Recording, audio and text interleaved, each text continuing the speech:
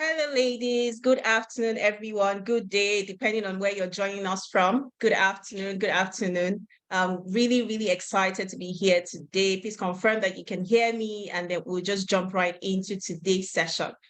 Good afternoon, ladies. Good afternoon. Welcome to the August 23 WIMBIZ e-Roundtable. We're so excited to have you here. We're excited to have each of you join us. And here's a big welcome from all of us at WIMBIZ to all of our associates joining us, our life members, our executives. We're super excited to have you here, and every other person who is joining us today. It's such an honor to host all of you phenomenal and inspiring women and some men on today's conversation. So let us know how excited you are in the chat box. Let us know how excited you are about today's session, and what you're looking forward to learning in the course of today's session. Good afternoon once again. My name is Chinonso Clark, and I am the CEO and founder of Lead for Good Africa, a leadership development and skill empowerment social enterprise. We're working towards eradicating poverty and improving human capital development across Africa through leadership development, capacity building, and skill empowerment. And I am so excited to be here today and to take you all on an insightful journey with our seasoned facilitators as we talk about cultivating our wealth garden and mastering our executive presence and mindset. So let me know in the chat how expectant you are about today's power-packed session. Let us know how excited you are. Let us know, drop the emojis. Let us see how excited you are about today's session. You very well know that today's session is hosted by WIMBIZ, Women in Management, Business and Public Service. And you know that WIMBIZ is a nonprofit organization that has, over the last 22 years, implemented programs that inspire, that empower, and advocate for greater representation of women in leadership positions in the public and private sector. Of course, you know that WIMBIZ is also a volunteer-based organization funded largely by donations and contributions by members and partners like yourself, if you're listening, and you know that WIMBIZ is a supporter for the Code of Ethics and Conduct for NGOs. Now, you all agree with me that WIMBIZ since inception till now has improved the opportunities available to women across board. Everywhere you look, I'm sure you can see the impacts that WIMBIZ is having. So you want to take a moment and celebrate yourself, pat yourself at the back for being a part of this noble organization. Are you patting yourself at the back? Yes, so pat yourself at the back. Today's session is sponsored by Flutterwave. Flutterwave, yay! Yes, drop the emojis. Yes. I want to see the emojis. Keep it coming. Keep it coming. So Flutterwave is our sponsor for today for the August edition of the 2023 WIMBIZ e-Roundtable event.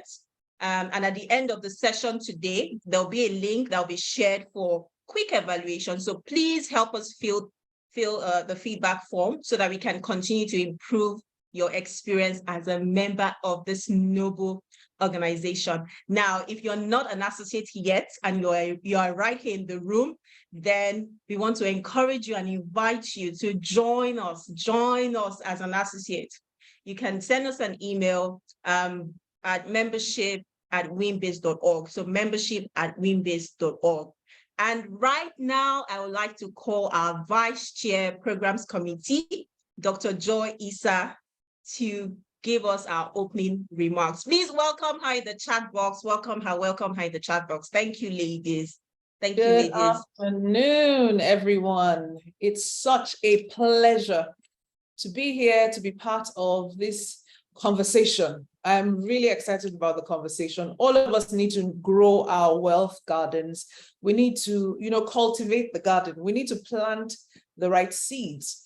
And I'm an educator, outside of WIMBIZ. And one of the quotes I really like is this Chinese proverb that says, "He who asks a question, the man who asks a question may be a fool for 5 minutes, but he who does not ask a question is the one that remains in that state of ignorance and foolishness." As we listen, as we engage, please ask the questions that will drop in your mind, those burning questions that will help us unpack the learning, so we don't just think, well, that was a good, webinar. It was great. Oh, the speakers were fantastic. But we actually have concrete takeaways, concrete action points that we can implement immediately. So thank you again for logging on. This is WIMBIZ, and you know how we roll. We engage, we talk, we build each other up. I see someone in the chat room saying, I love that quote. Absolutely. We must not remain in our states of, in a state of ignorance or unawareness. We need to improve ourselves. We need to grow. And that is one of the hallmarks of WIMBIZ. We support each other to grow. Madeleine Albright says any growth requires a temporary loss of security. So it's not always comfortable, that growth process, but we all, doing it together, doing it in a group of powerful women makes it all the more easier. So thank you again for joining. The best speeches are always the shortest. So Chinonso, I will hand over to you to take it away. Enjoy. All right, thank you so much, Dr. Joy. That was short, but that was really insightful. Growth is uncomfortable, right? And we must be willing to ask questions. So ladies, today, as our facilitators and our speakers share with us, please ask questions so that we can, be wiser. And like she said, WIMBIZ is investing in us, and it's good when women gather together, powerful women gather together, to learn. So right now, we're going to go ahead with introducing the first speaker for today. Yes, growth is uncomfortable. I can see that in the chat box. Thank you. Keep the chat coming. Let us know that you're here and following through with every segment of today's session. I'm going to go right ahead to welcome our first speaker for today. And her name is Mrs. Grace Ofure Ibakomo. I hope that I got that well. Please forgive me if I didn't.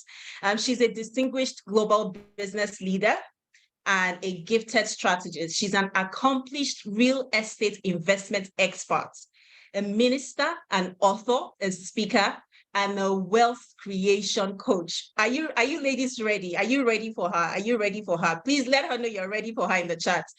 As the CEO of LifeCard International Investment Limited, the proprietress of LifeCard University, and the founder of Grace Ofure School of Business, she has carved a niche for herself and thrived in the real estate and business entrepreneurship field for over 18 years. She's an alumnus of the Lagos Business School and Cambridge Finance, and sits on the board of high-profile businesses. Her innovative and growth-driven contributions have had a profound impact on various markets, facilitating the expansion of business operations both locally and internationally. Now, she's passionate about women empowerment, and she generously shares her wealth of knowledge, providing practical wisdom stemming from her vast experiences, guiding mentees on career insights, financial intelligence, and resource management. Who is excited? I'm so excited about, oh my goodness, I'm super excited. Her works are pointers of the evident exponential growth of a person who understands life from the spectrum of lack and abundance. As a result, she has been able to offer direction to career-oriented individuals and aspiring entrepreneurs. Now, outside the real estate investment and business spectrum, Grace Ofure is an adept teacher of the Word of God. Now, ladies, let's give Mrs. Grace Ofure a big welcome as she comes on to share insights on cultivating our wealth garden. Where are the emojis? Just keep it coming as she comes on. Thank you, ladies. Do we have her here? Yes.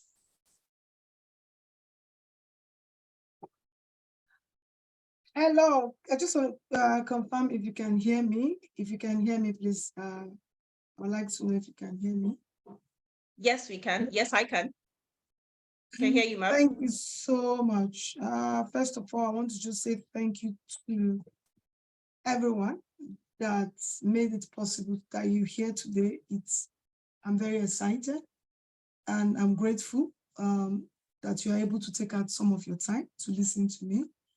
And everyone that has come today, I'm very sure that we'll all learn so much. And I also want to talk about the organizers, I want to say thank you so much for the great work you're doing, the WIMBIZ, of which I'm a member. I'm so excited to be one. I've learned so much. I'm also a partner, and I want to encourage everyone that is here this morning or afternoon, depends on where your time zones are. I'm actually not in Nigeria, so a lot of us are not. So whatever the time zone is, always look out to what the WIMBIZ is doing and see how you can be a partner with WIMBIZ. And I just want to encourage everyone to be a part of it. Then finally, the sponsors of this program, I use them a lot. Like she said, I have an e-learning website. And so I use Flutterwaves. So otherwise, I want to say thank you so much. And thank you for partnering with WIMBIZ to make this possible. And to my excellent presenter, thank you so much for, even when you were reading my profile, I was trying to remember if you were talking to me. So my name is Grace Offray. They just put my slides. I've been introduced very well, but I just want to say just a few things why I think that listening to me can really, really do help when it comes to cultivating wealth. The professor said that I rose from a very poor background to being able to manage a portfolio for people both internationally and locally. When it comes to money, money represents people's blood. So money is very important. So I don't take it lightly. Even some of the WIMBIZ members that have been able to give me opportunity to help them cultivate their wealth garden by being a part of their process, I'm so grateful. Coming to Lagos and not finding a job, it's one place to be. But being a copper and sent to a government establishment and rejected because there's no space is another place to be. Going into the streets of Lagos to finally get something to do is another place to be. Making up your mind that you need to cultivate your wealth, it's so important. And I think that to some extent, I qualify to take this topic. So I want to say thank you so much to WIMBIZ for asking me to take this topic, because when you talk about planting and cultivating and harvesting, the best way you will learn is when you learn from a farmer who really did farm. There are different types of learning, I tell people. We learn from professors based on their book knowledge. We learn from the streets based on street knowledge. We also learn from people that have been able to do something and converted it to a knowledge. And this knowledge absolutely would work. My coach told me something. He said, every growth is not a miracle. It's not. Growth is not a miracle. Growth is, let me see if I should increase the volume. I'm in the last volume. Let's see the volume again. Maybe I remove the earpiece. If it's better, please, I want to know if it's better. Then I'll just make do with my voice. My voice is very loud. And leave the earpiece. So I don't know if it's better. Yes, please continue. We can hear you. Okay. So growth for me, my coach told me it's not a miracle. Growth, in as much as in my profile, I like to always let people know that what I stand for, I'm not apologetic about that. But growth is when you apply the principle that has worked before. When you apply the same principle that worked and apply it the way it was applied, it will still produce the same result. So when you want to grow, there are principles for growth. And once you apply it, you will get the same result. If you want to plant a corn, you want to harvest a corn, you must go and plant the corn.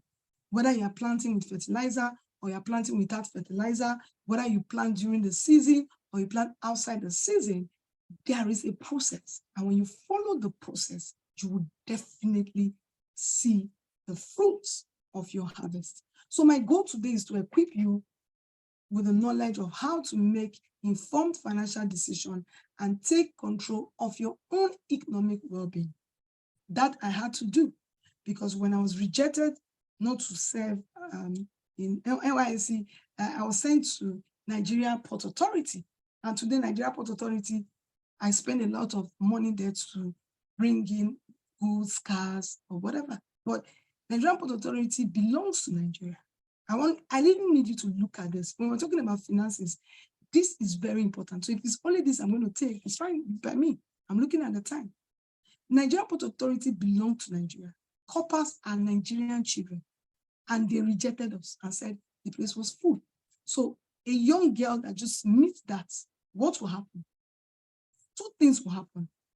Is either you take a wrong turn or you decide to change the narrative coming from a very poor background. So you have to take control of your economic well-being. Whether you live in Nigeria, you live in America, I have come to know that there is no society or there is no system that was designed for your prosperity. No. With the little knowledge I know, I have checked and I've discovered that there is no system. The system that is designed for your prosperity or your finances is you. So if you know that it is me, that means there is no stopping you. I want to establish your financial goals. I want you to understand you have to establish your financial goals, create a budget and stick to it, eliminate debt and build emergency funds. Then, most importantly, understand investment options and strategy. A lot of people think that wealth comes as a result of investment. If you don't understand investment options and the strategy behind it, you will invest and you will stop investing because you're not seeing so much as you were taught or as you hear basically around. How do you move from selling fairly used clothes on the streets of Lagos, popularly called Okrika or Bendam Boutique? How do you transit, from that space of going to sell fairly used, not owning a shop, hawking on the streets of Lagos as a graduate, then finally owning a shop, then becoming this? There was a process. And that process is understanding your current financial landscape. For you to be financially free, or we're talking about cultivating wealth garden. Wealth garden is a garden that is wealthy. There's one scripture that I like that I was given, and I like the scripture. It says, he makes my bone fat.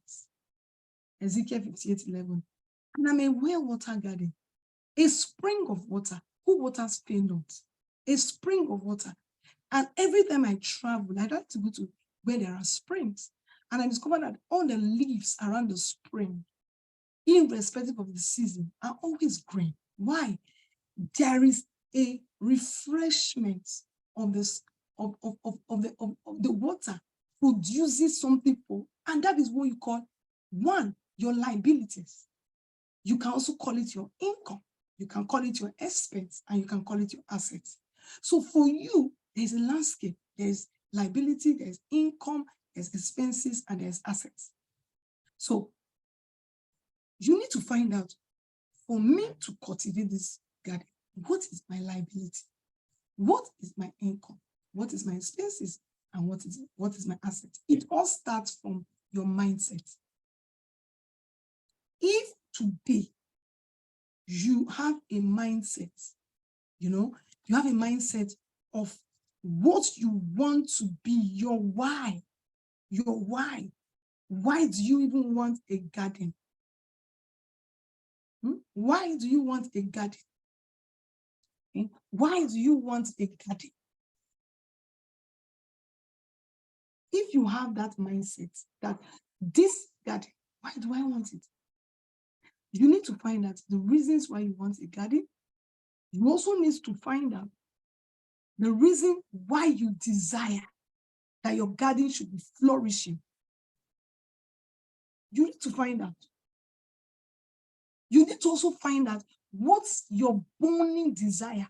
Why? There must be a why. When you talk about cultivating your wealth garden, without a why, you will not cultivate during the rainy season and still go there during the dry season and still go there to go and clear the weed. You know, when a farmer puts seeds down, there is a process of planting, there is a process of watering, and there is a process where he removes the weeds. He removes the weeds for the plant to do well. For your plants to do well, you know, he removes the weeds for your plants to do well. So it's so important that that is done. I want to now talk about the roadmap to financial freedom. I want to try and talk about the roadmap to financial freedom.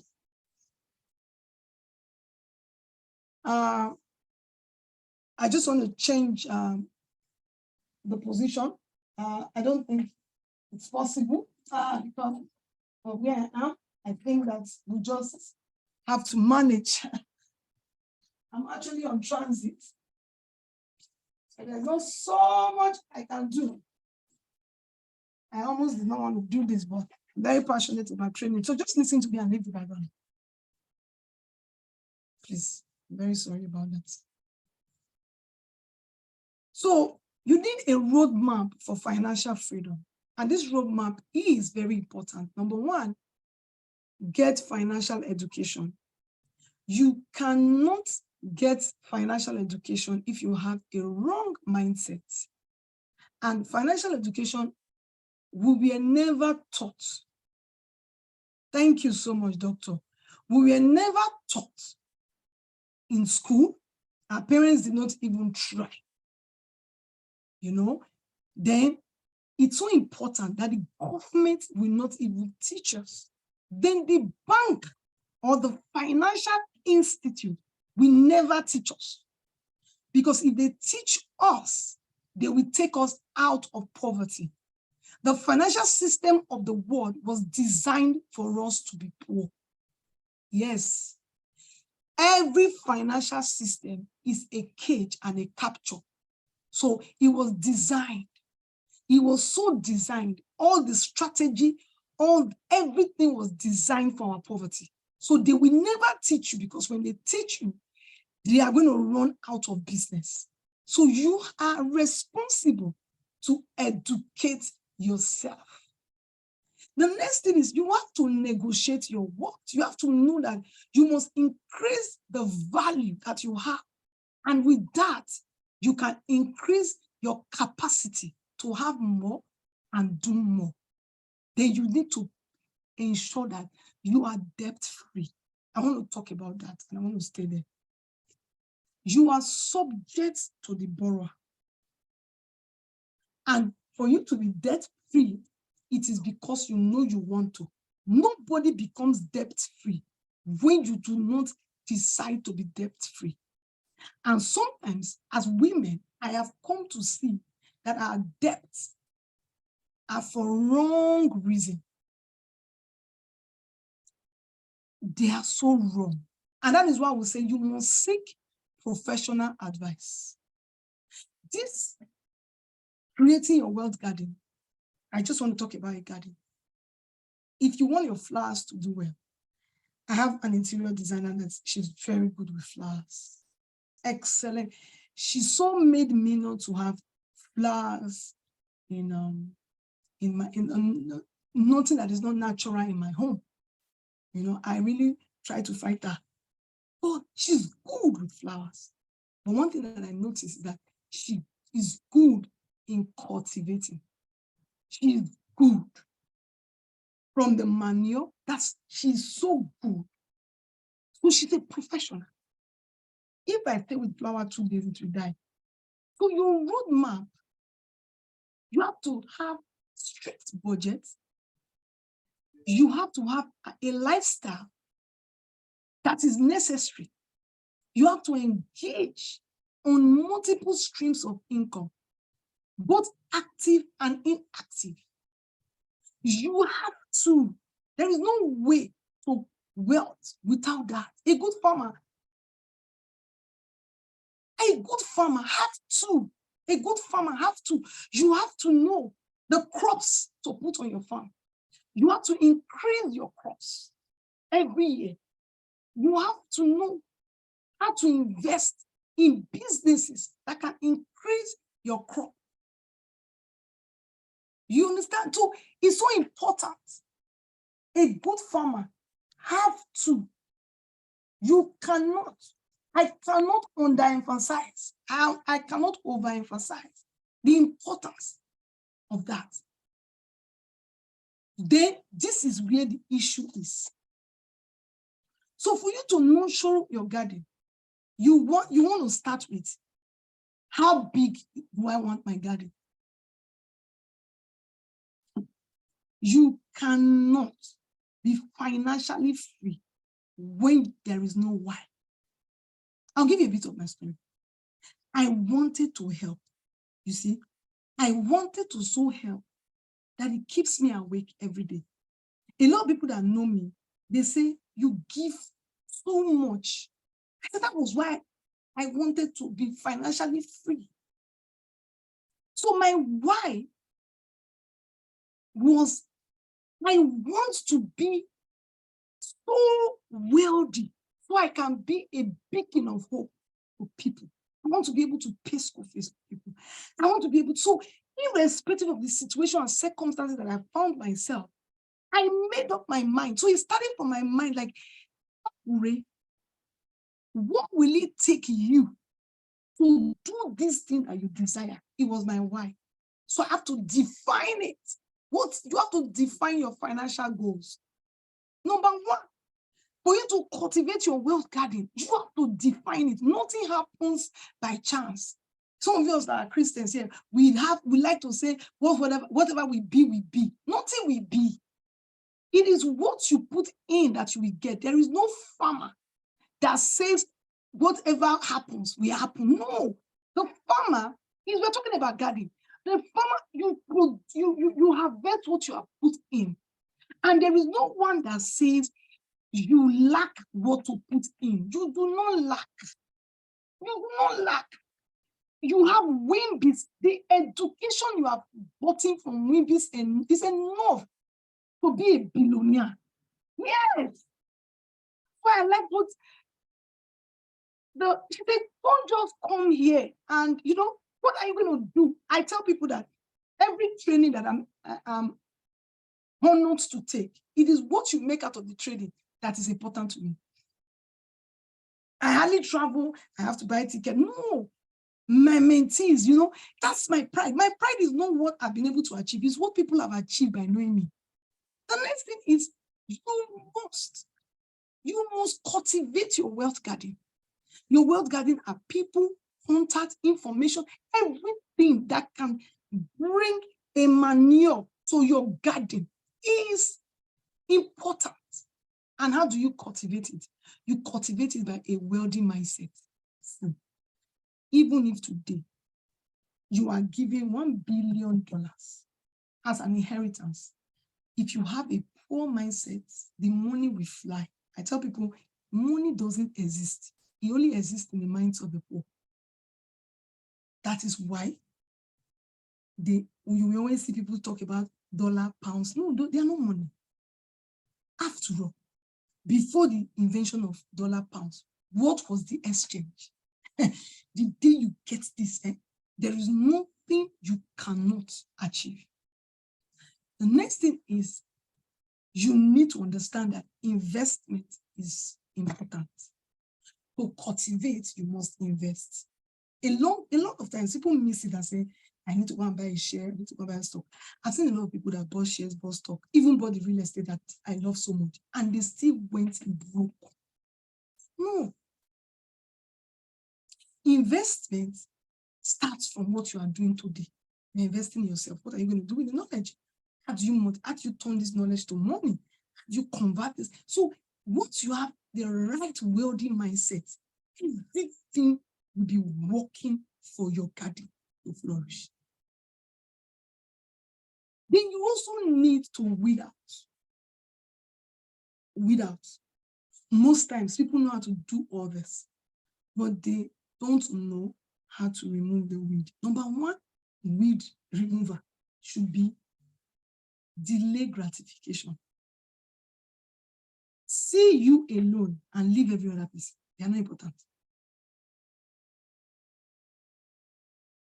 Nothing is important.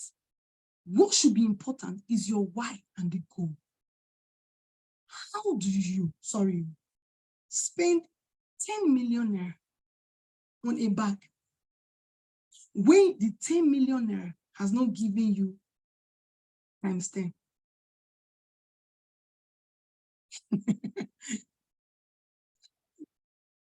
Do you spend 10 million naira? Let me shock you. The first time I wanted to buy a home, I'm a real estate person. So myself and my husband wanted to buy a house. 50 million naira thereabouts. So we had the money. I said, I will not sit down on our capital until this 50 million naira gives me 500 million. I will not buy a home. He didn't just give me 500 million. He went above 500 million because I understand the strategy of sowing and investing in whatever I'm doing. So please set the right goal. Evaluate where you are today. And you say to yourself, in the next 5 years, in the next 10 years, and measure your goals. You know, you should celebrate it. You know where you want to be in the next 50, when you are 50. And if you are 50 and we are just talking this one, I don't even know what to say, but shall start. I had so much delay gratification, so much that people felt that is she all right? But today, yes, you see in the next 10 years, economy, no designer glasses, no designer bag, everything is going back. I'm cultivating my garden because if they don't laugh at you now, they will cry for you. You don't want to go out and be begging. So they better just laugh at you now. And in the back seat of the plane, ain't no problem. It's good now. It's going to be terrible when you can't carry yourself. That's when you even need to be in first class, where you can stretch your leg. It's going to be terrible. Trying to go for an hospital, something, or you will now be in the economy where the seat is very tight. It's going to be terrible. So today, you have to look at that. Tomorrow, increase your assets, decrease your liability, and increase your income. You have to rush it now. So endure the pain now. Thank you. Cultivate your wealth by changing your lifestyle. Be consistent and be disciplined. My people will tell you that this woman, I've never seen somebody like this. I went to a program sometime in Dubai with a lady came to me and said, if I did not know you, and my sister was not your account officer, I would have said there was a goal, there was a target. And by the time I went last year, things were different. That year, I was putting some things together. I was talking to my I said, spending lifestyle. You know, right now, if I post some pictures, I'm in Paris. Some people will think that, no, my investment of 10 years ago is paying. No, I don't do that. Something was paying. So I was talking to my kids as okay, I said, no. Someone was so writing in the aircraft, right? I said, I'm doing another plan. 45 years to 50 years plan, 5 years plan, rental property. I'm projecting 1.2 billion as income. So I'm saying, okay, see, when I travel, this is what I'm doing. I'm projecting another 5 years. Then after 5 years, move. And how do you project if you don't know your wealth number? How do you even know how to project? How to be disciplined? How to be consistent? You have to be consistent. And so The next slide, I'm going to be talking about my own wealth principle. This is my own. Your wealth number is your wealth number. However your wealth number is today, I'll tell you the calculation. Don't worry. It might be as red as my shirt. That's why you're here. And I will tell you what to do. What's your wealth number? Be very truthful to yourself. All your income in 2023 is a number. Let's assume your wealth number is, all your income, let me be nice, is 50 million naira. Good. Your expenditure is 40 million naira. Good. That means you are left with 10 million naira. If before today you have 10 million naira, of which you have put in an investment, and plus this year's 10 million naira, that means you have 20 million naira. If anything happens next year and your expenditure is 40 million naira, somehow your income of 50 million naira needs you to produce it. Let me explain what that means. It means that it needs you to come and talk here and they will pay you, even if I'm not being paid. Or needs you to go out and work. Or needs you to, how will I put it now? It needs you to go to a seminar. Or it needs you to go to your office. Or it needs you to do your business. That means you are poor and broke because your income, your whatever you have is 20 million and your expenditure is 40 million. So you will have less than half of your year, half of 1 year financial life.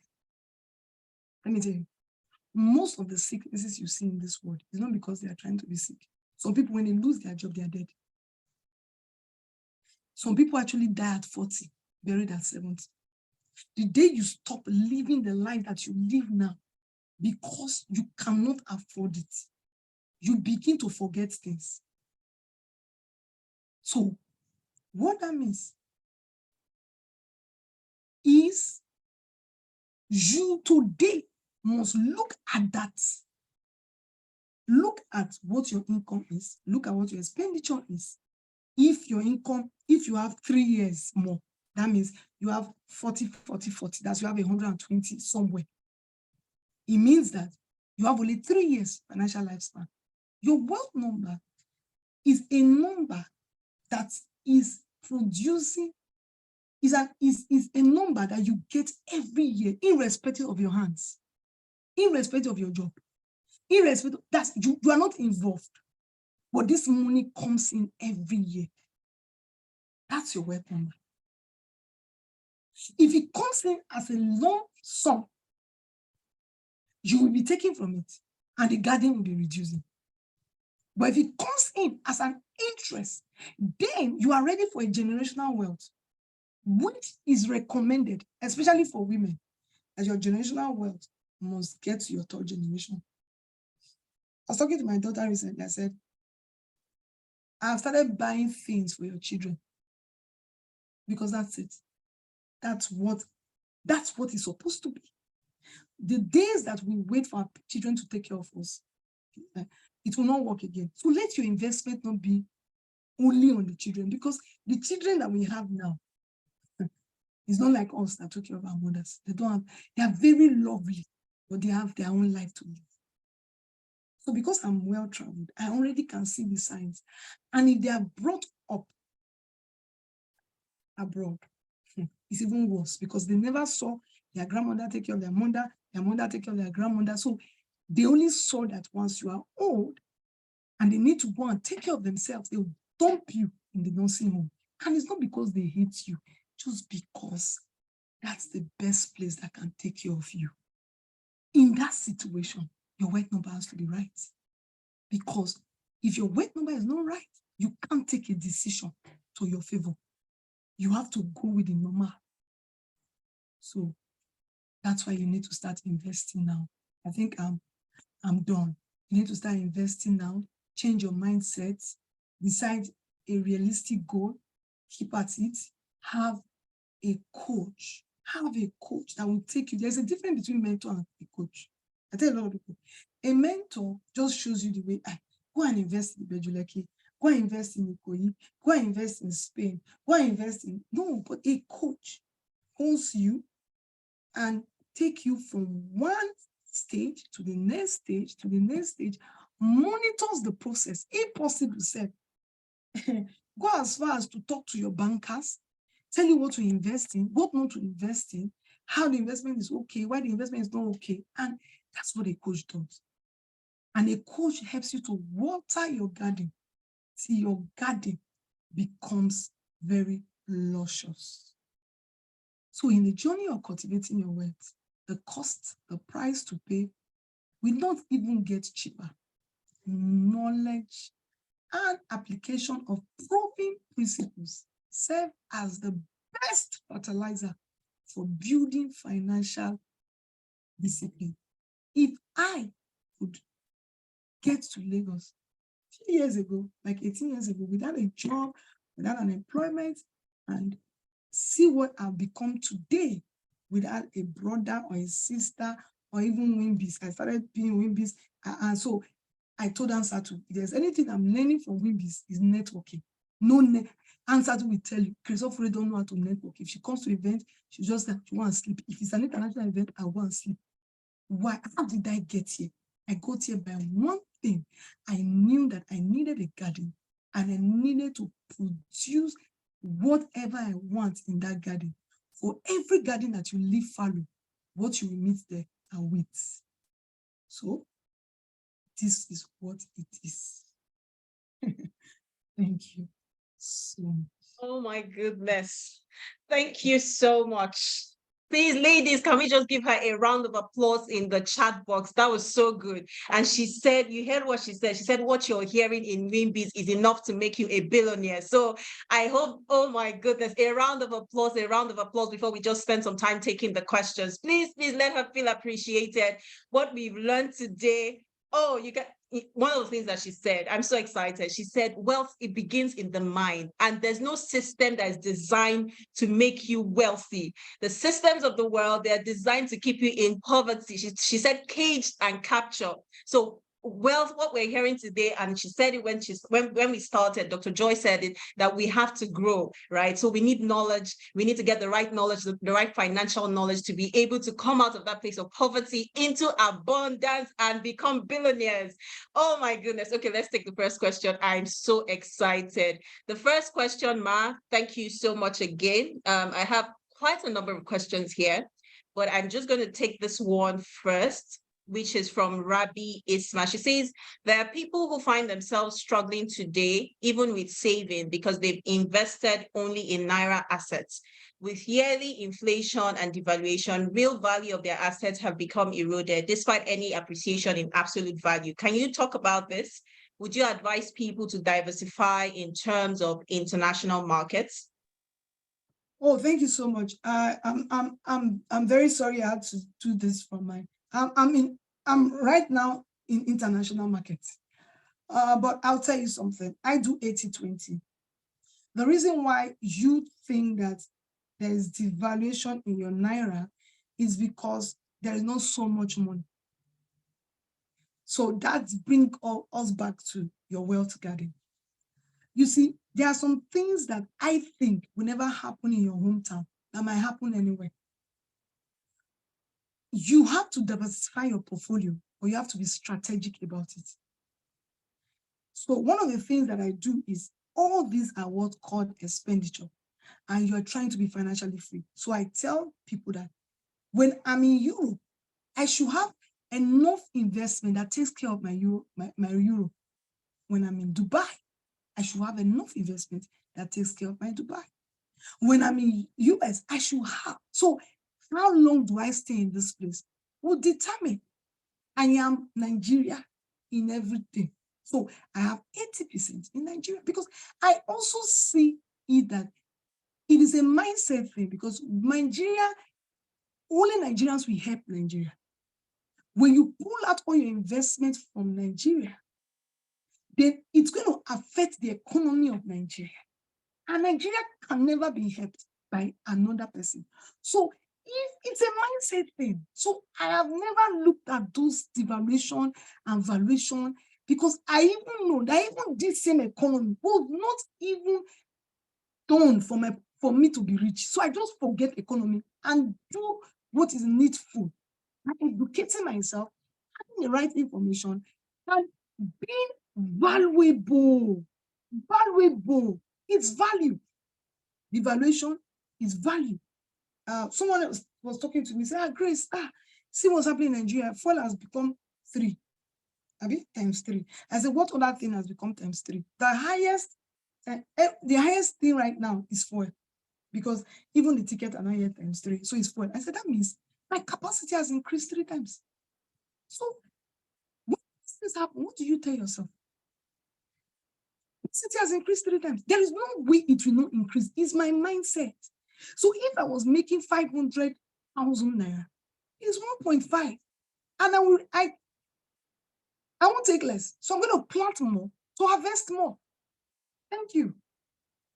I'm going to plant more to harvest more. Do you know? That's why I'm always investment rich and cash broke. Do you know that right now, because of that information, some people have gotten poorer because of what they did with the information? When the information came, what did you do? Started shouting. Started looking for Buhari. Abi, Tinubu. No. They are not designed for you. You were designed for yourself. So if they say times 3, just sit down and say, Grace, how do I increase my capacity 3 times? Me, those things get me angry. And I told my people, I have to increase my capacity 30 times. You cannot come and spoil on my wild garden. So as a farmer, I'm going back to my garden. I want to go and do it 30 times more. But some people are just lying down at home. They are looking. They are checking on social media. They want to find out will the dollar go down? Will the dollar go up? It doesn't matter. Everything is for your good. For us in Nigeria, my value has increased. What I am doing now is more than what I did before fuel. Yes, I have increased my value. I try to learn more. I try to be more strategic. If they did not increase fuel, I will not go and learn more. My products are more expensive. It's value. It's value. We always say that. If there's anything that I love about Grace, is that the value on the table is too much. You cannot have value on the table when you don't even know that that value is currency. So see, dollar will still go down. Naira will go down. Dollar will go up. Naira will go up. If you base your garden on the currencies and paper of this world, I bet you will end up broke. Let your be you. You.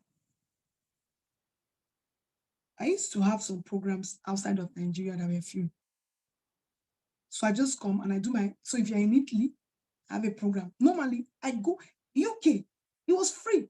The hotel, I paid almost $10,000 and people came for free.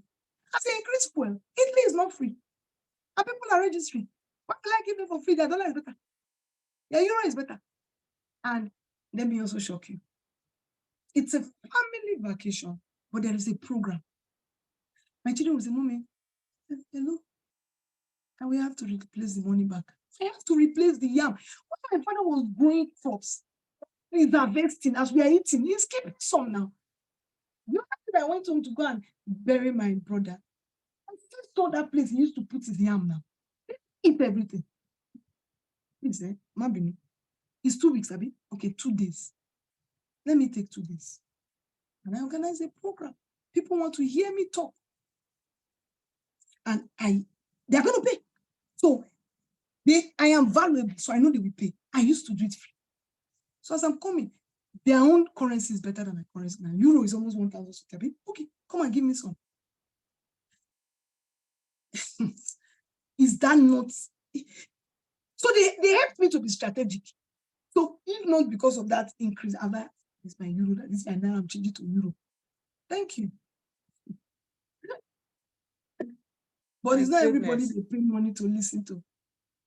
So you have to invest in yourself for people to pay. Nobody pays money to a fool. So it's you. You are you, is you. Everything you. Thank you. I'm sure that question answered a lot of questions. Because absolutely, it did. It did. Thank you so much, ma'am. Thank you so much. 5 things we need to increase. 1, we need to increase our capacity. We need to increase our value as individuals, increase our assets, decrease. And then she talked about decreasing our liabilities and then increasing our income. If you take anything out of today, just take that, right? Increase your value, be a person of value. There's one question mark that I think that we should take. There's a lady who says, how can a woman build a wealth garden when she's the only one earning income in the family and financing everything? okay, so start from your mind. Already, for you to ask that question, I can already see the problem. So go and read. Don't say because I'm a Christian. If you read books, don't know how many of you have read financial books. Everything is from the Bible. So maybe some of you are not Christians, but let me say this. A righteous woman sees a fit and buys it. I'm a real estate investment expert. In short, let me tell you, my 99.9% investment is real estate. Local, 80%, 20% international. So I'm a real estate investment expert. When something says a field is an estate that is like almost 1,200 plots. I did my research. It used to be 120. When I did my research, it's 1,200 plots. So leave the man. Understand that you own 1,200 plots of land. How do you become that? Number 2, a righteous woman, the husband does not work. He stays in the field in front of the gate. And when the wife is coming, you start to tell the wife, you say, have you seen my wife? Oh my God. She's a merchandise. She has a 1,200 plot. She's on top of the high sea. Her merchant is on top of the high sea. Go and check the meaning of merchant. That means she has various income. So even if he's a lazy man, listen, I'm coming up. You build your garden enough that he will come and walk inside the garden. I'm not like, let's go and fight the man. Let's go and pray for the man. No, now.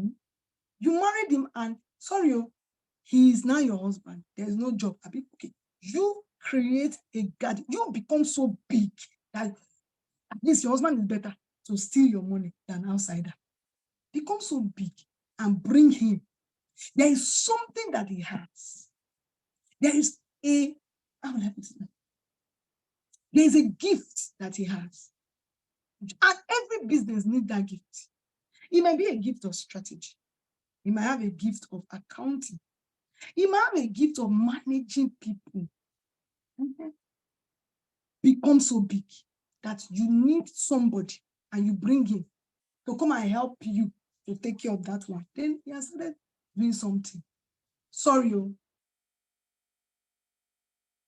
I don't know if that works, but I think that a lot of people that have told that in like 5 years it happened. Good. Think of that. You become so big, like you don't even know if it's there. It's either of 2 ways. After all, there are single mothers and they are doing very well, and their wet garden is very luscious, very luscious. So sometimes that single information can ruin your mindset, and you just walk your way into poverty, and you now blame your husband. Okay, listen to single women that don't even have husband and are doing excellently well. Yes, you have what it takes to start, sacrifice by sowing, and enjoy the abundance without any other person. Thank you. Thank you so much. Thank you so much, ma'am. I think one last question before we go. Someone asked about how she can come out of debt. Can you just touch on that briefly? Okay, by recognizing that you are in debt. So people try to not believe that you're in debt. The first thing you have to do is that you need to write it from the perspective of a coach. Write it everywhere. I'm in debt. And I'm going out of debt. I'm in debt, I'm going out of debt. At least be conscious of the fact that you're in debt. And be conscious that you want to be, and then you now plan. You plan. If your income today cannot pay off your debt, then you need to talk. You need to talk. You need to look for how you become valuable and have more so your debts can be paid and start to pay the debt. Don't leave debt for children. Leave inheritance for them. Thank you. Thank you, Ma. Thank you, Ma. Ladies, please, let's say a big thank you to recognize, write it everywhere. Be conscious of your debt. Reduce your expenditure. Increase your value. Your debt will go. Don't pray for debt cancellation. It's wickedness. Absolutely. It's somebody's money. Why should they cancel it? Yeah. Pay your debt. And you will pay. You have what it takes to pay. Yeah. Okay, thank you so much, Ma. Thank you so much. I think before you go, please let people know how they can reach you. I see a lot of people asking, for you to be their coach. There is a, somebody said, really, that's true, wickedness. Money gravitates towards solution providers, nice people. Money is a spirit, so it gravitates towards, even if money is in the hand of a wicked man, the wicked man is not happy with the money, so don't go there. So money, so let's just leave them. So don't worry, just make up your mind to pay the debt. You will pay. You will work with your hand. You will increase your value. You will pay your debt honorably. If there's anything I will die for, is integrity. I will, as my start to pay that I can. If you can do anything, but you see integrity, no. You see integrity, anything you can insult, I don't compromise it. Pay your debt. Okay. So there's a program that is coming up. I think Ansatu saw it and said she wanted to attend. It's a program, it's a 2 days boot camp. I'll see what I can do. Maybe I'll do discount and send it. So I'm on social media as Grace Ofure. You can just go on and write my name, you see reviews, and you take your decision. But I think that if you go online and just write graceofure.com and listen to my story, because there was no time to do that. The story will motivate you, encourage you, and make you know that you are enough. You are enough. And you have WIMBIZ. So I'm the CEO of Lifeguard. Lifeguard is an investment company. Lifeguard is a real estate investment company.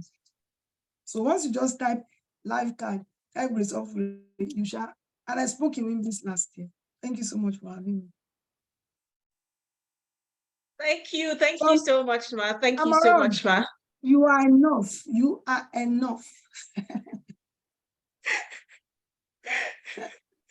Absolutely. Absolutely.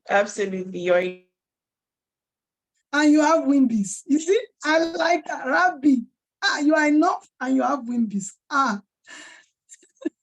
Yes, we are enough and we have WIMBIZ. We're enough and we have WIMBIZ. And it all starts in our mind. Wealth starts in our mind. So ladies, say a big thank you to Mrs. Grace Ofure and head over to her LinkedIn and Instagram and follow her. Ensure that you follow her. Thank you so much, ma'am. So for the boot camp, a lot of people are asking for the boot camp.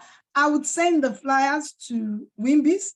I'll see how I can do a bit of discount. I absolutely love WIMBIZ, and they know. I want to be one of the WIMBIZ biggest partner, and I'm coming.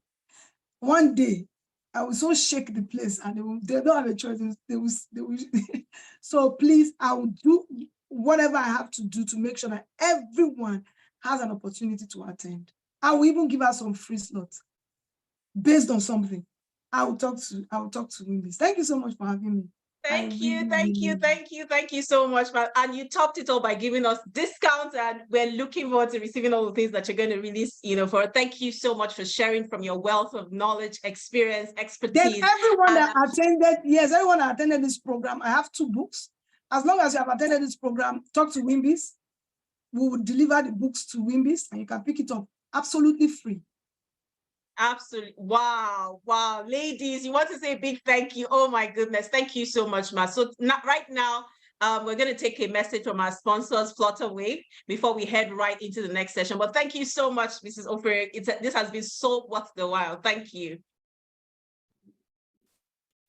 All right. On Can the you road hear to me? disrupting payments for good, we've been taking notes. Students need payments too. This meant we had only one assignment: make international tuition payments better.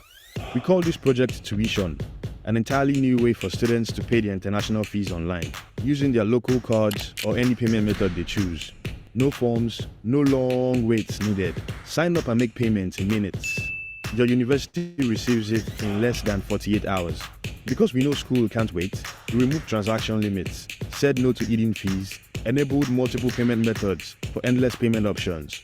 So thousands of international students can now pay their international fees without worrying, freeing up time for them to do what they do best: study hard. So world, meet tuition, pay local, study global. Wait, we're still taking notes.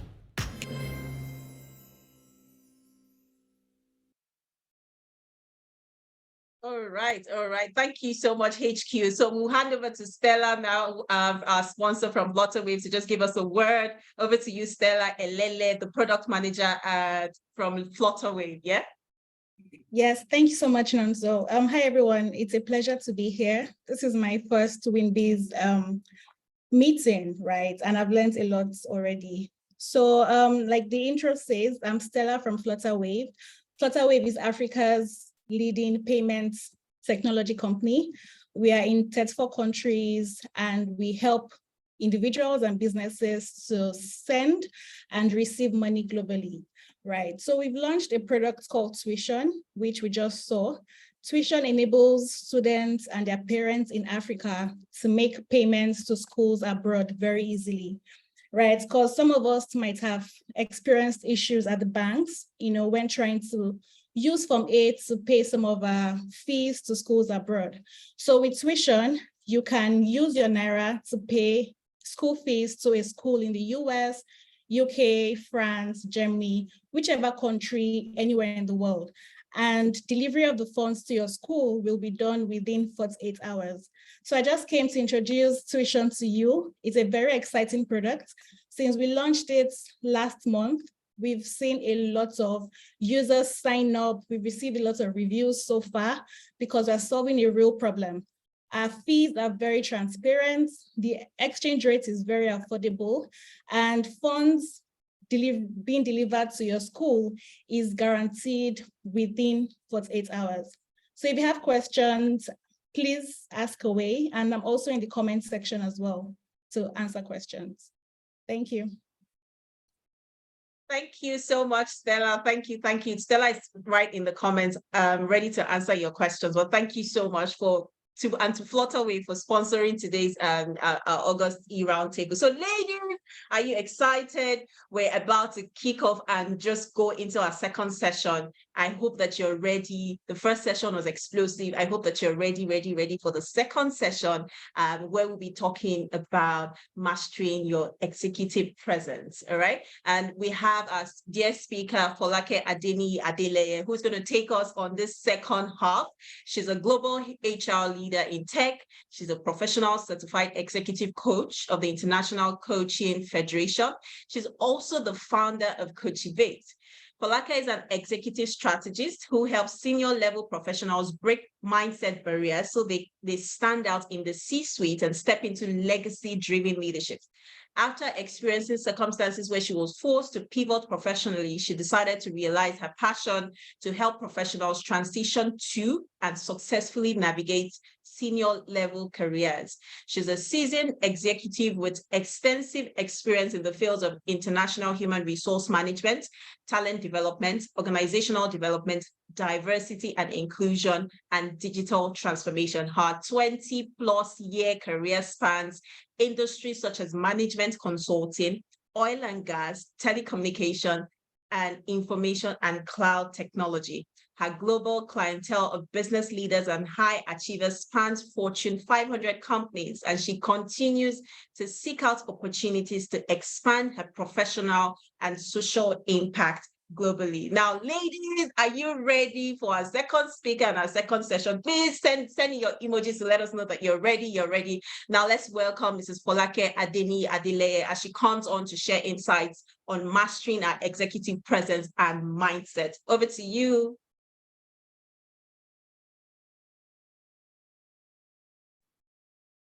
I can't believe I was talking to myself. Thank you so much, Sue, for keeping us all engaged, as it were.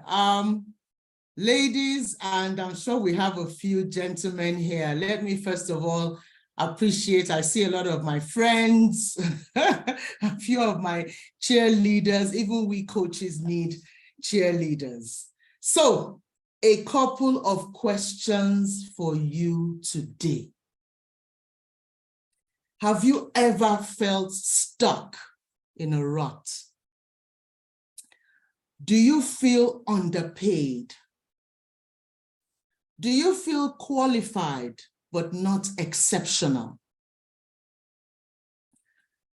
You've put in all the resources, time, and energy that's necessary, but you are not getting the desired results. It's time to relaunch your career and even reinvent yourself, but you just find yourself going around in circles. The first thing to let you know is that we need to have a conversation.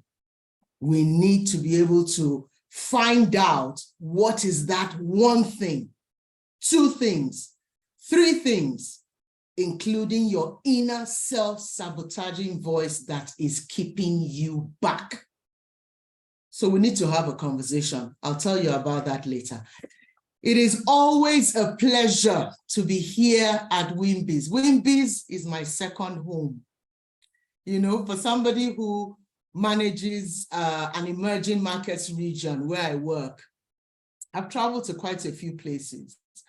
But honestly, it is until you travel and settle in WIMBIZ, that's when you've actually started living life.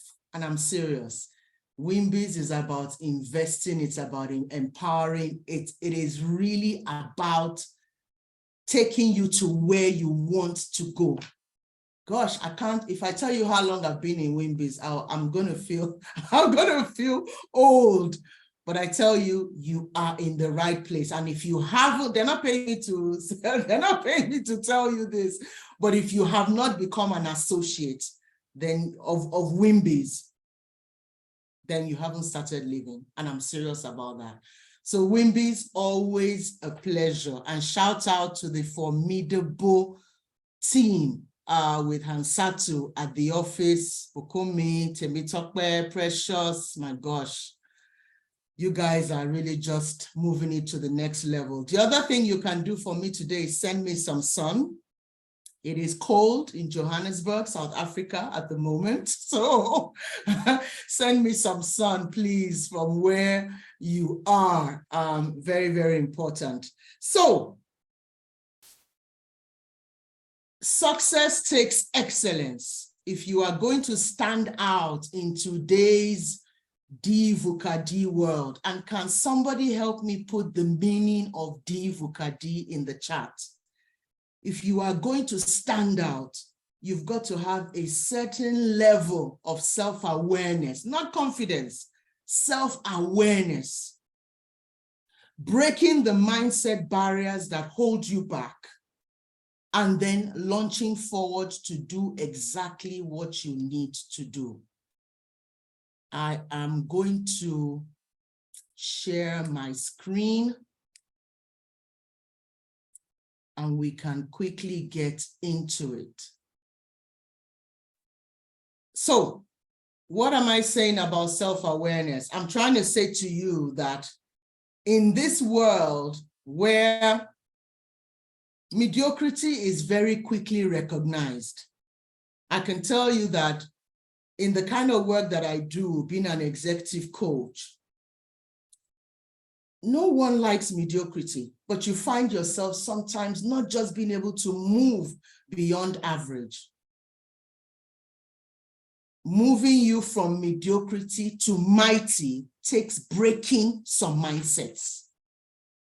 Grace Ofure saw some of my notes. I must admit to you, I don't know how she did it, but being in your wealthy place takes being able to break certain mindsets.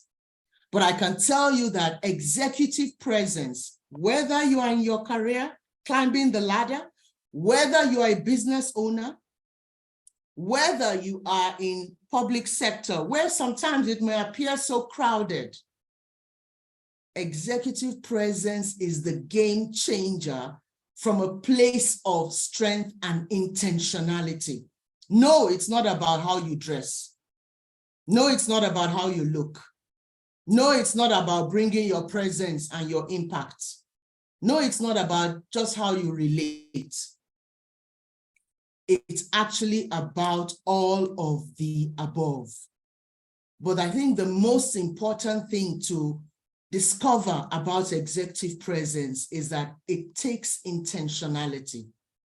For those of us that are ready to do business in a world of disruption, volatility, uncertainty, complexity, ambiguity, and diversity, there's something else that you need to be able to bring into the room that people can say, oh my gosh. And you know, when it's very easy, this course in itself is about half a day. I'm trying to compress it into 30 minutes, but the reason I'm not just going to go into storytelling today is that I want to leave the seriousness of executive presence with you. You owe it to yourself to find out what is holding you back. You owe it to yourself to find out why you're not showing up at the table. You owe it to yourself why you are not inspiring confidence in your team, your business partners, your key stakeholders, your peers, even though you are qualified and experienced to be there. It is so, so very important. So a few of the things I'm going to tell you in the next few minutes is really to help you start to think through, how do I need to be more intentional? The reason WIMBIZ titled this Master Your Executive Presence is because there's an opportunity for you to look inwards and be authentic about what you bring to the table. I haven't always been this confident. But the time that I realized that I'm carrying something for you and I have a legacy to deliver, it became very, very difficult to shut me up. It became very difficult to live my purpose. It became very, live L-I-V-E. It became very difficult to sit on the sidelines and just be one in the room that's just taking notes or taking minutes. God forbid. Executive presence becomes the game changer because it covers how you step up and how you show up to show that you deserve to be in the room. You deserve to be pitching to multinationals with your business. You deserve to be at the helms of affairs. You deserve to rise in your career and earn your seat at the table. I'm not going to read a lot of my slides. I'm going to go through it with you, but I will mention some tips, and these are the tips that I also share with my clients, because guess what? Executive presence can be coached. We can go to the depths of what is stopping you, shatter those mindsets, and start to enable you rise and come to the surface. So going back to the basics then actually means that, you know what? in the context of where you are, what is stopping you from standing out? What is stopping you from, what is crippling you? For those that I prepare for executive interviews, I always tell them, and they say, oh, but Coach FAA, you know, after I speak, after a while, you know, I start to get very coarse. My voice, this, and it doesn't enable me to you know, sit upright and, you know, and answer the question. Take a glass of water with you. Take something with you that ensures that you remain unforgettable. You're not at the interview to answer questions. You are there to be unforgettable. You are not pitching and bidding for a job or in your business just to be one of the few. You are there to be unforgettable. And that's why I said, you then need to start to say, okay, so if we're going back to the, you know, basics, how do I lead with my strengths? How do I convey that confidence? How do I ensure that I am seen in the room, even when I am introverted? Executive presence is not for extroverts. Please, let's manage and let's change the record. Ukumi Temitokwe, who is keeping me honest for time? I can go on with this for 2 hours, but anyway. So, part of what I do from taking you from mediocre to mighty, break those mindsets, help you stand out in your sphere, but also to step into legacy-driven leadership. You know what I said at the beginning? Some of us know that we are carrying something. We're just not manifesting it. We're just not showing it. And therefore, what do you want to be known for? That's the first thing I want you to even write down. What do you want to be known for? Legacy is not for old people. It's not for Shubomi Balogun. He's lived his legacy, he's gone. Legacy is what you are doing every day. Legacy is refusing to show up and being a blessing. Legacy is denying your business of the full onslaught of who you really are.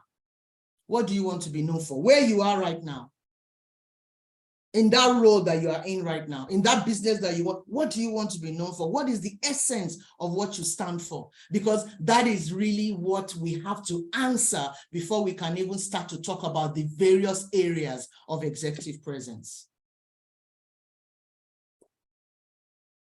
Temitope, you have my number. So again, keep me honest for time. I love this topic, so it's very difficult. It's very, very easy to get. Okay, so thank you, Temitope, for letting me know. When I have 5 minutes left, please buzz me as well. The building blocks of executive presence, it goes beyond how you look. I told you that already. Again, this is those of us that are serious about standing out.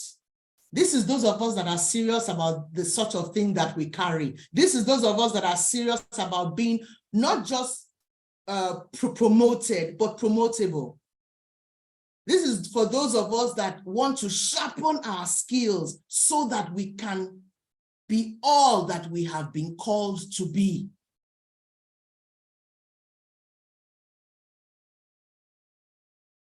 You cannot give what you don't have. My dear queens, and 1 or 2 kings that are in the house. Those inner self-sabotaging voices that tell you that you are not good enough. Trust me, they rear their heads once in a while, but you've got to come to that point where you are so clear about what you have accomplished. You are so clear about your survival instincts. You are so clear about, even if you have not worked yet, you are so clear about the work you did in your fellowship, in school, and the sort of results that came from there. You are so clear about the family that you have raised, and now it is time to go back to work. Dealing with fear, self-doubt, and the imposter syndrome, and I bring it here and I put it out because it is stopping women from getting ahead. And you know the secret? Many of my clients say, oh, but you know, FA, I'll do it when I'm ready. That particular thing, I'll do it when I feel I'm ready. There's nothing like that. You start now. You put your foot forward now. Oh, I'm afraid to get on stage. Everybody's going to laugh at me. Let them laugh. because they will laugh and then they will go back to Tinubu. They will laugh and then they'll go back to whoever is trending. My daughter was telling me about a singer-songwriter that's trending now for making her people, do something, that they were not supposed to do, blah, blah, blah. They'll forget how you fell on stage and they'll move. But in fact, fall on stage, get up and continue talking. Oh, I tend to sweat when hold your small towel with you and please pat your brow when the sweat comes, put it down and continue speaking. The room that you are in is not a perfect place. Nobody is expecting perfection from you. You need to start speaking up.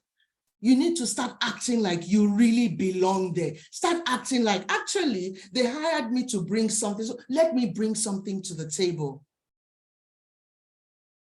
By all means, practice, be prepared, soundboard of something. A few of my clients come 2 or 3 times after going through a coaching session. They keep coming back and they say, Coach F.A., for this one, I just need somebody to hold my hand. I just need a sounding board. I just need to know that I'm maintaining my sanity and this particular one that I'm going to present is actually good enough. You belong in the room. So you owe it to yourself to prepare. It is preparation that breeds confidence. Confidence is not just going to land on you. Preparation breeds confidence. The more you step out, the more you start to see that those voices start to diminish. Those voices from your past, from your village, from wherever they are coming from, they start to diminish.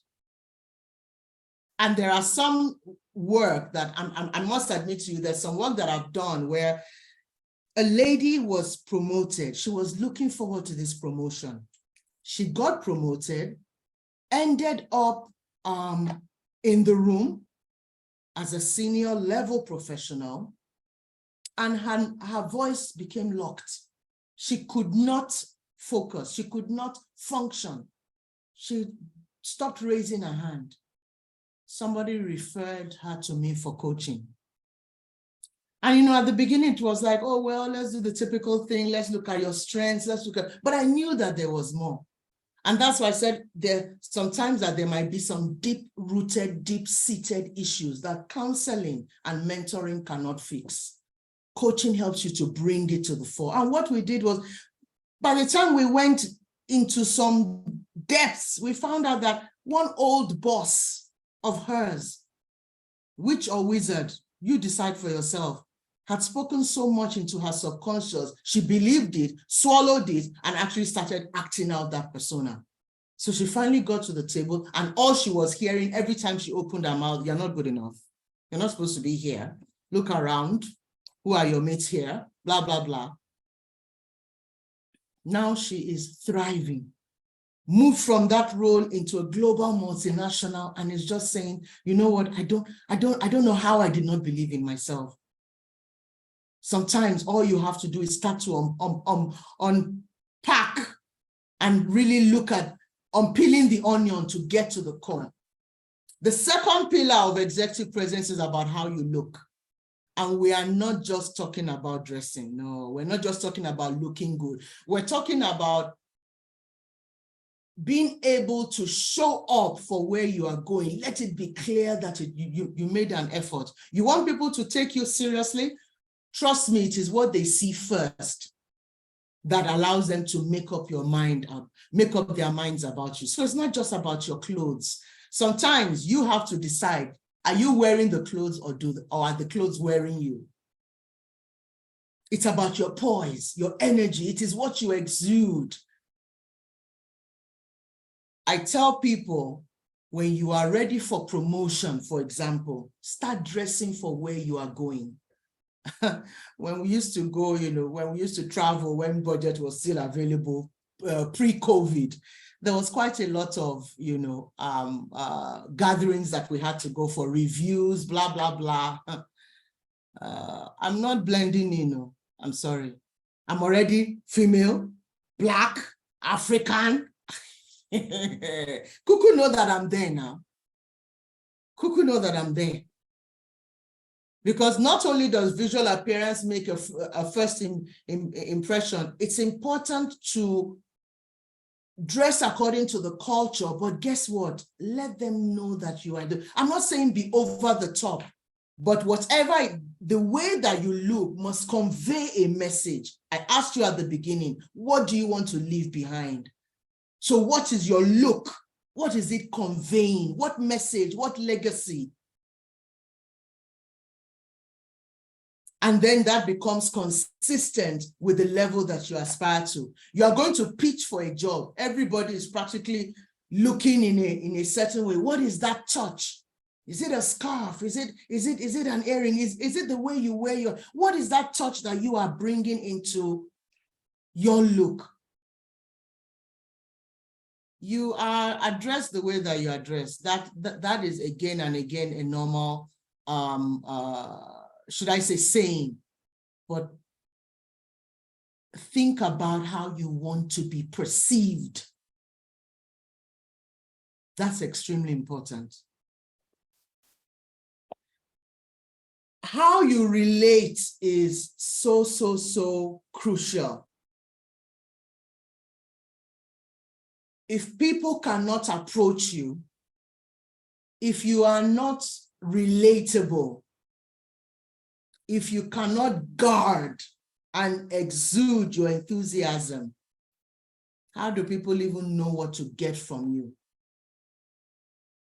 When you are in the room, whatever you define as the room, how are you relating? How are you moving yourself forward? Be included in conversation. Some of you go into rooms, you don't even know what to say. They've told you the title of the topic of the session, so on and so forth. You can't even comment. So, oh, I don't like finance. I'm just an HR person. I'm in marketing. I don't know. You must know a bit of everything. In the job that I'm not a marketing, a finance guru, but twice a year, I will go and grab the head of finance. Please come and sit with me. Oh yeah, this one, what does it mean? What are the updates here? What do we need to do? It is important to be able to up your game so that you are not just seen as the sidelines. Executive presence is about inspiring confidence in the hearts and minds of those that are your key stakeholders. Those that are going to give you the job, those that are going to sign off on your business, those that are going to sit on your board, those that are going to get you from one level to the next. It has to be about how you relate. Don't be scared of being judged. You are judged every day. You are being watched already. So you might as well put on a show. You might as well. An authentic one for that matter. Some say, oh, well, I'm not that talkative. When you see presence, you know it. And it's not about being talkative. Introverts can come into the room with deep thought and data. And they are the ones that are with that analytical mind and telling us, actually, this is the direction we should be going. This is how we should be, making this happen. So be very, very conscious and intentional about how you are relating and what you are bringing to the table. You know how I said for dressing up, it's also about how you are perceived. But guess what? How you are perceived goes beyond just how you look. You need to be in control of how you want to be perceived. A few female leaders come to me and they say, Coach Efe, in my first 90 days, I don't want to be on the sidelines. I don't want to be reactive. I don't want to be, well, let's just, give you what to do and then we can move on. No, I want to know. One of them said to me, I want them to know that they did not make a mistake hiring me. I want to make sure that I go over and beyond. So we have to come up with a visibility strategy. How are you going to be visible in the first 90 days? How do you want to be perceived? That's where it starts from. How do you want to be perceived? How do you want others to view you? Oh, there's one of my clients, she did so much work in this area, to the extent that we identified her key stakeholders. Now, one of her key stakeholders, who is not even in her department, before they take a decision, she has parleyed and warmed them up so well. Before they take a decision, they have to speak to her. How do you want to be perceived? Because it is with that foot that you step out first. And you are managing and controlling the narrative of your professional brand. You're not just leaving it to chance. Executive presence does not leave anything to chance. It is, first of all, intentional.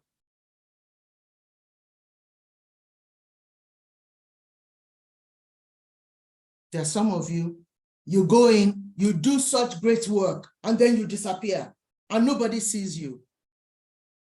How are you keeping your stakeholders warm? How are you actively managing your stakeholders? There should be some stakeholders, whether you are in business, career, public sector, you should be seeing them monthly. There's some of your other stakeholders quarterly. There's some of your other stakeholders once or twice a year is good. How are you making sure that you are remaining top of mind? How are you being intentional? How are you putting yourself out there as a thought leader? Yeah, we know people do different things in businesses. What's different about you? I help my clients come up with something called, you can put your first name. So Folake Incorporated. And this is you really coming into your wealthy place. This is you coming into legacy-driven leadership. You being a thought leader. You beginning to think about how you want to benefit your community. You earning extra income with whatever it is that you have. Your gifts, your calling, that which is so natural to you. You're just keeping it on the sidelines and people are waiting to pay for it. And you're saying that you are fearful, you have self-doubt. No. You need to go out there and actively manage what it is that is important. This is my favorite, because communication is not just about hearing your voice.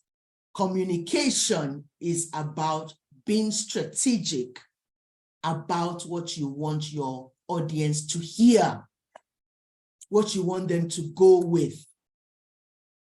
So I never go into with an audience, be they the team, be they a regional audience, an international audience, a local audience, a geographical audience, an audience of gender, without thinking about ACEs. Who are you communicating to? I asked that question today. I said, I don't want to assume. I've served on the executive council of WIMBIZ, before. I'm not going to assume. What is different now about this audience? How do they cut across?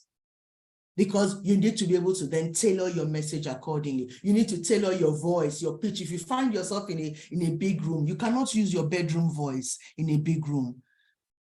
And you can also not use your projected loud hall voice in a round table. That is a physical round table, right? And I'm actually talking about a round table. When you think about communication, think about, again, giving and receiving feedback. What is the unique way that you communicate? You owe it to yourself to find out. And you want to use humor. And you want to present data, first of all, and then we can go into the reality of things. You need to be able to come up with a strategy. If there's no question, this is one of my favorites. I tell my female leaders a lot. If you have no question in the room, you can some one or two questions. One, how are we going to do it differently? What are we going to do differently? You cannot go wrong with thinking in the PESTLE point of view. PESTLE. I cannot start to explain PESTLE. Somebody should put PESTLE in the chat box for me. PESTLE. So start thinking about how this makes sense from a PESTLE point of view. The environmental approach, the socioeconomic, the legal, and so on and so forth. Your questions will come from there. but you belong in the room in terms of how you communicate, managing your emotions. Some of us see certain people and we're just jittery. Some of us see certain people at the table. Some of us see certain people in the room, and we kind of lose all decorum. Or we hear somebody ask a question and we are frowning. You have to manage your emotions. You've got to be able to keep it in check. And if all these become an issue, then really you are looking at getting an executive coach. I'm serious, because the seed of it sits there. But I always say executive presence is what brings it out, because it is about intentionality. I'm wrapping up because I know that I have just a couple of minutes left. To master the skill of executive presence, you've got to do work. It does not fall on your laps from a 30-minute conversation. It comes from you really going in and say, you know what, this is where I will need help. This is what is going to help me sharpen this executive presence skill. This is really what helps me to prepare better. Using people as a sounding board, calling a few friends up and say, what do you think about this? And so on and so forth. But I know that as you ask Grace, it's only a matter of time when somebody asks me and says, so how can you help me? What do you do? I have always titled this Own the Room, whether it's a group coaching program, whether it is one-on-one, for those that are ready to step up, at least from the point of view of legacy, you can contact me. You remember what I asked you, those questions I asked you at the very beginning, and I was asking you if you felt stuck, if you felt underpaid, if you felt that your business is not moving forward, then consider that there might be some mindsets that we need to deal with. Consider that you might need to up your game with your grit and what you bring to the table. You might need to identify your strengths, and therefore, how do you articulate your strengths on the table? And a fail-safe method I've used over the years, coaching women who are transitioning and who are just wanting to step up and sharpen their skills, build a sense of awareness. How do you then activate all that is within you? And how do you ensure that you put a plan in place to ensure that you are accelerated? Executive coaching is really not for the faint-hearted. You make up your mind that, you know what, I'm ready to step up, I'm ready to step out, and I'm ready to do everything that it takes to pour out and really leave an important legacy. I will take your questions now. It has been a pleasure as always. Thank you. Wow, wow, wow, wow. Thank you so much, Mrs. Folake Adeni Adeleye, for that succinct, precise presentation, just telling us how we can become excellent at being our true selves. You know, one of the things she talked about, and that has reoccurred even in Mrs. Ofure's session, was mindset. The role of our mindset when it comes to, you know, becoming successful. And she said success is predictable. Nothing happens by chance. Nothing happens by chance. So we all have to be intentional. And she talked about it, intentionality and breaking out of limiting mindsets. If there's anything you take out today, break out, consciously let go of any mindsets, anything in your mind that will try to prevent you from stepping into the version of you that the world needs. And legacy leadership, like she said, it's an everyday journey, So we're ready for your questions. I think I have one question. Thank you so much, ma'am, for that excellent presentation. Our first question is, how do I overcome shyness? I think I saw that in the chat. How do I overcome shyness?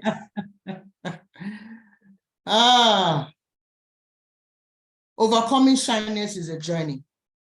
First of all, we need to understand why you are shy. And then we start to go into the depths of helping you to be bolder. You know, with executive presence, sometimes it might take a bit of acting to start up and get you to a place of comfort. But trust me, you can be shy as a personality, It doesn't mean that you cannot function at senior levels. It doesn't mean that you cannot run your business successfully. But let's get to the bottom of why you are actually shy, and let's find out, e.g., what your strengths are and what you bring to the table. That removes the shyness, because guess what? Nobody can take that away from you. You can't take taking people from A to B away from me. It's what I carry. You can't take away talking you out of your socks and into your purpose. You can't take it away from me. And it's not about being bold. It's about a knowing. You are shy and not able to project because what are you lacking? There is a knowing that you come to that. Nobody else carries it in the room. So you might as well, Kukuma, just, reveal it. I hope I've answered that question. But it takes taking you on the journey, discovering it, bringing you up to being bold, what it is that you can use at the table or in the room that you find yourself, and then we can argue. On Instagram, you can follow me at Coachivate. Follow me at Coachivate. There are always tips and tricks that I'm always sharing, especially with introverts who believe that they do not belong in the room, but you actually do belong there. I'm going to just put that there. Hopefully that helps. Thank you so much, ma'am. Thank you so much. I think we're going to take one live question from the audience. So if you have a question and you'd like to speak, please raise your hand, your virtual hand. I think we can take one question. So I see Ibuku Oshikoya. Please go ahead and ask your question. All right. Good evening, everyone. Good evening. All right. My question is, thank you so much for this session. It's so educative. My question is, okay, like you said, an introvert. Recently, with all the coachings, the trainings I've been attending with WIMBIZ, the roundtables, I've been able to come out of it a bit. But what I find out is whenever I'm talking, maybe in the midst of people, by the time, before I stand up to speak, I would have gathered points and everything. By the time I stand up, everything will just disappear and I'll start, looking for what to say. So I don't know if there's any way I can, come out of this. Thank you. That's my question. It's a good question. Thank you for asking. And it happens to be to the best of us. Before, you know what I always do? Maybe being in HR, for those of you that are in HR, shout out to HR people, we are the lifeblood of any organization. I always have versions of my presentation ready. So even if I'm given an hour, you know how it is, they'll give you an hour and they'll say, oh, HR, please, can you do this in 5 minutes? We're running out of time, something. Don't tell my boss that I said that, we're running out of time. Always have a certain version ready. So you have the 30-minute version, but you might be able to also do the 5-minute version. You need to have that as well. And then think points. A lot of what has helped me over the years is I think about an acronym. So I may have something to say, right? And I know that you can never always do this when you present. Go with a few points. So you say something like, oh, I'm telling you about executive presence today because it is so important. I'm going to go through 5 points. With the 5 points, if you can, use letters of the alphabet that rhyme. So start the 5 points with the P's. Look at what I showed you, for example, how you really master executive presence, planning, practice, blah, blah, blah. You can use that. You can use acronyms. If I think about nothing else when I'm in the boardroom or I'm at the executive table, if everything else flies, I'll write pencil down on a paper. Okay, so what's the P here? What's the E? What's the S? Have those tips, carry them with you that actually help you. If all else fails, please carry your book. Read from it. Read, then talk. Read, then talk. I've told you, the room is not a perfect place. Nobody's expecting perfection. It's full of imperfect people, and they're not expecting perfection from you. So don't even put that load on yourself. Be better, be refined, up your game, but don't act like it's a matter of life and death that you're the only perfect person in the room. No. So carry your book with you. So the first point, oh, great. Have you ever felt stuck? No. Have you ever felt stuck? And talk through it. I hope with these few words of mine. You've been able to convince us. Thank you so much, ma'am. Wow, thank you so much for that answer. I see that we have Esther Oni. Esther Oni, would you want to go ahead and ask your question? I saw that you had your hands raised.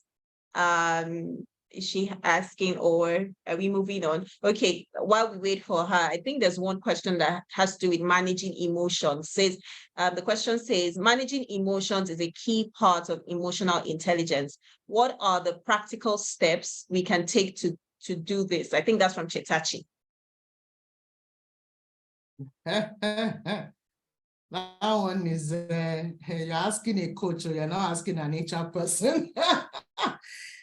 There's some breathing exercises that I take some of my clients to when it comes to this emotions management. But the first thing is, what emotion do you need to manage?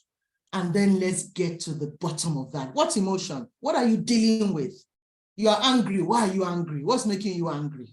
And I'm talking about real stuff. This stuff I see and I coach every day. You feel that you're not good enough. Where is that coming from? Your palms are sweaty as a result of an emotion. What is that emotion? There is that feeling sometimes that, oh my gosh, everybody else is in the room, and oh gosh, even my boss's my boss's boss. Your boss's boss are not expecting you to come and tell them stuff at their level, even though of course you can wow them. So emotion can be as a result of perception. Again, a lot of my work is about breaking mindsets that are holding you down. So what is the emotion that we are dealing with? Then we can now start to talk about how you can get through being calm and stuff like that. For some people, it's breathing. I don't go into some rooms without breathing. For some, it's prayer. There's some prayers I don't pray in English before I go into some rooms. I scabash. Because it's not just about what you're going to meet in the room. It's about how you are, just keeping you centered. There's some rooms that I go to. It's musical, and it's not just any music. You know, when you have to start praying those Dunsi Oyeko, those Dunsi Oyeko songs, or you pray to Tasha calls, like, this is a move, because you yourself, you are a move.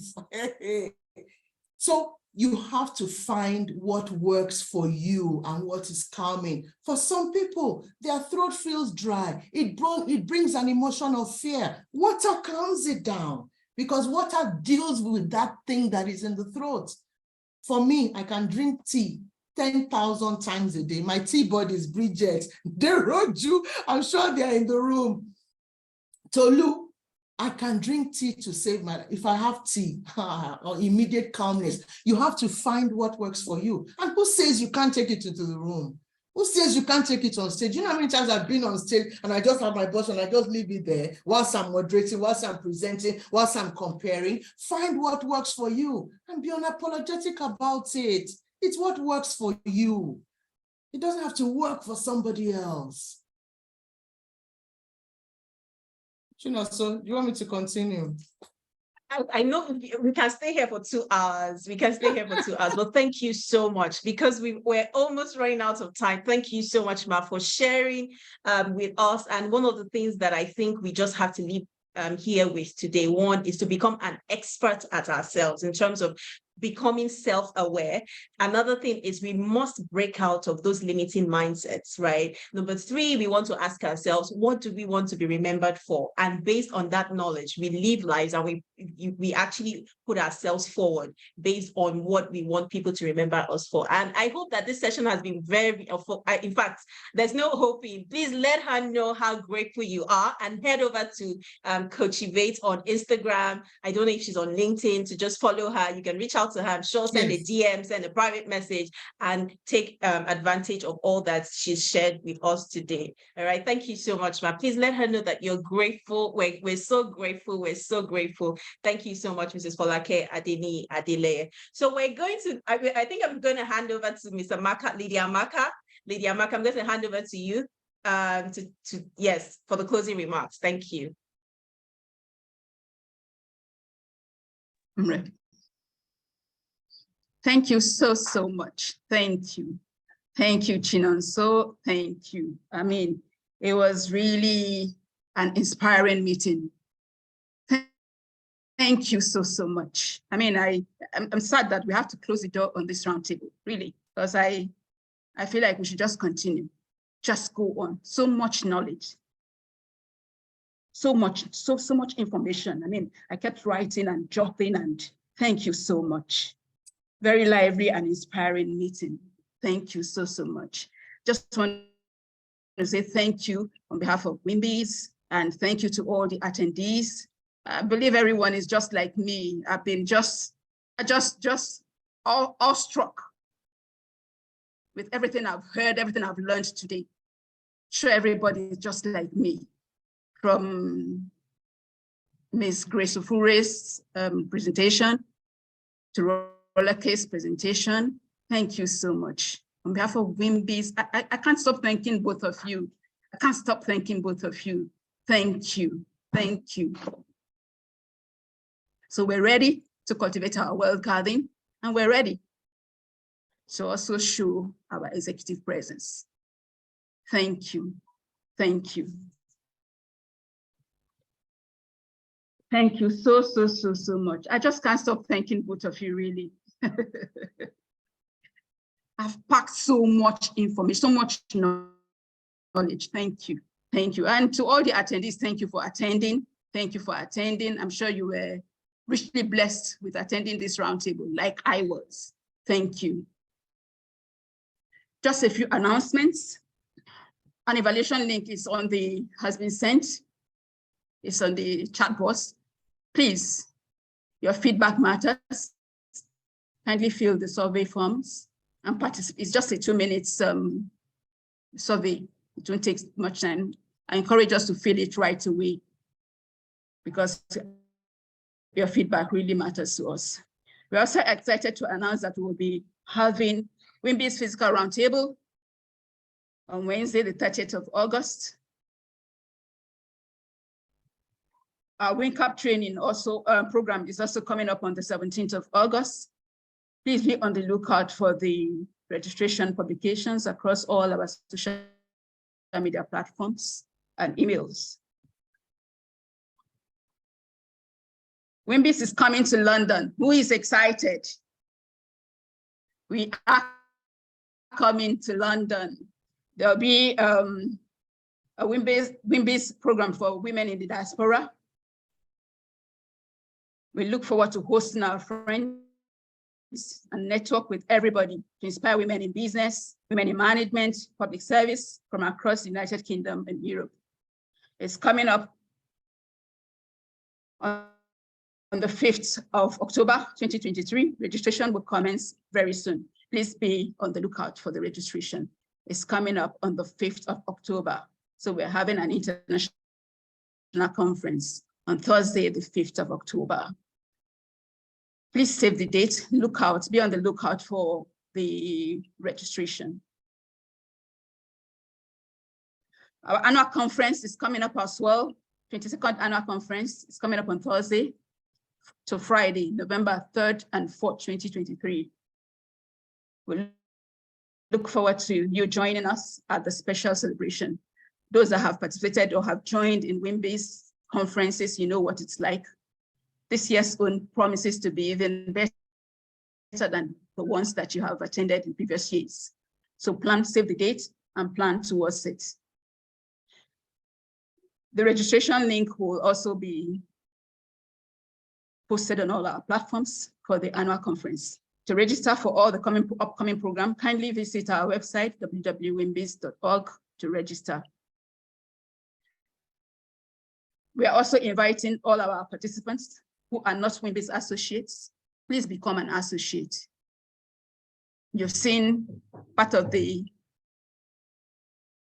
benefits of being an associate. Christopher said, if you're a WIMBIZ, you are just more than enough. You and WIMBIZ, you are more than enough. Just you and WIMBIZ. That's all it takes. And you heard Folake also encourage you to join WIMBIZ. She's a member of WIMBIZ. Christopher said, the women that matter are in WIMBIZ. So if you're not an associate, you are missing. Please join WIMBIZ. Join WIMBIZ. Click on the link below if you want to join, or make inquiries at our membership at wimbiz.org. Make inquiries there. And then you can also connect with us on all our social media handles: Facebook, Instagram, Twitter, LinkedIn, YouTube, all our social media handles. Follow us on all our social media handles. Thank you, everyone. Wish everyone a very good evening. Thank you and goodbye.